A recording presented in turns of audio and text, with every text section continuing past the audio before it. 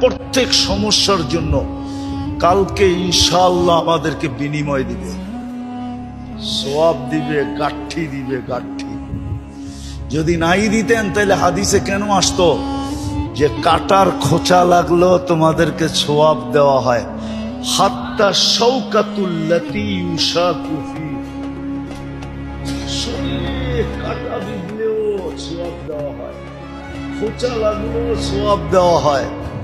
হ্যাঁ, অসুস্থতায় বললেও সওয়াব দেওয়া হয়।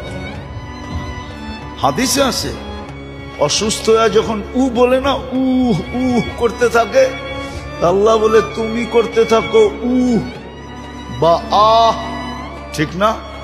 হ্যাঁ, আমরা সুবহানাল্লাহ পড়ার সওয়াব দিতে থাকি।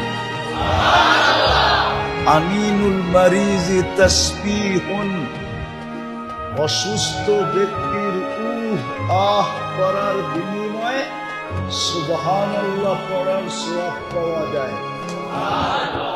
সিয়াহাতুহু তাহলিলুন, যদি আরো রোগ বেড়া যায় আর চিৎকার বাহির হয়ে যায় তা আল্লাহ বলে আমরা লা ইলাহা ইল্লাল্লাহর পড়ার সওয়াব দিতে থাকি। বলবেন লা ইলাহা ইল্লাল্লাহ দিয়া কয়টা সওয়াব আর পাবো, ঠিক না? মনে প্রশ্ন হইতে পারে, ঠিক না? লা ইলাহা এখানে লেখা আছে না? না নাই? এতটুক দিয়ে আর কতটুক সওয়াব হবে, ঠিক না? চলেন একটা হাদিস শোনায় দেখি আপনাদের বুঝে আসে কিনা। এক ব্যক্তি কিয়ামতের দিন আসবে, 99 সিজিল্লা, হাদিসের শব্দ, 99 সেক্টর খালি গুনার